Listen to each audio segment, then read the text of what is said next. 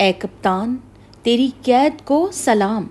چشم فلک نے یوں تو بہت سے قیدی دیکھے ہیں، کوئی تخت سے اتر کر زندان میں ڈالا گیا تو کوئی قید خانے کی 4 دیواروں سے نکل کر برسر تخت ہوا، کوئی قید میں بیمار پڑا اور ڈیل کر کے سیدھا لندن فرار ہوا، تو کسی نے ضمیر کا سودا کر کے قید کو ذاتی گھر میں بدل لیا۔ مگر وہ قیدی نمبر 804 جس کے بارے میں کہتے تھے نشہ کرتا ہے، جیل میں نشہ نہیں ملے گا تو ٹوٹ جائے گا، پہاڑوں میں اور محلات کی سکون کی زندگی گزارنے کا عادی ہے، جیل کی سختی کہاں سہ سکے گا، لندن بچوں کے پاس چلا جائے گا، نہیں نتھیا گلی شفٹ ہو جائے گا،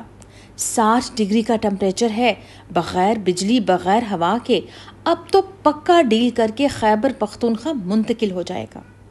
چھت سے پانی ٹپکنا شروع ہو گیا،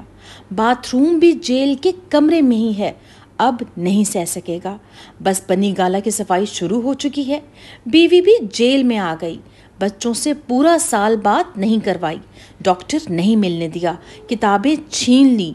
قید تنہائی میں ڈال دیا، بس اب تو دنوں کی بات ہے، جھک کر بادشاہ سلامت کو سلام کرنے ہی والا ہے، اور پھر ریسٹ ہاؤس منتقل ہو جائے گا۔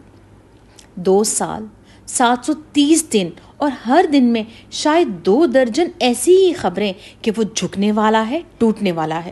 مگر کیا ہی فولادی انسان ہے، ہر دن ہر اندازہ ہر خبر غلط ثابت کر کے دکھا دی، تجزیہ نگاروں کے تجزیے زمین کی 7 تہوں میں ملا دیے، قید میں بھی اپنی آزادی کا سودا نہیں کیا، اپنی قوم کا سر نہیں جھکایا، اس اذیت ناک قید کو بھی ایک نئی شان بخش دی۔ الفاظ تو کم ہیں، صرف جذبات ہی اس کی اس قربانی کو خراج عقیدت پیش کر سکتے ہیں۔ اے کپتان، اے قیدی نمبر 804 تیری قید کو سلام۔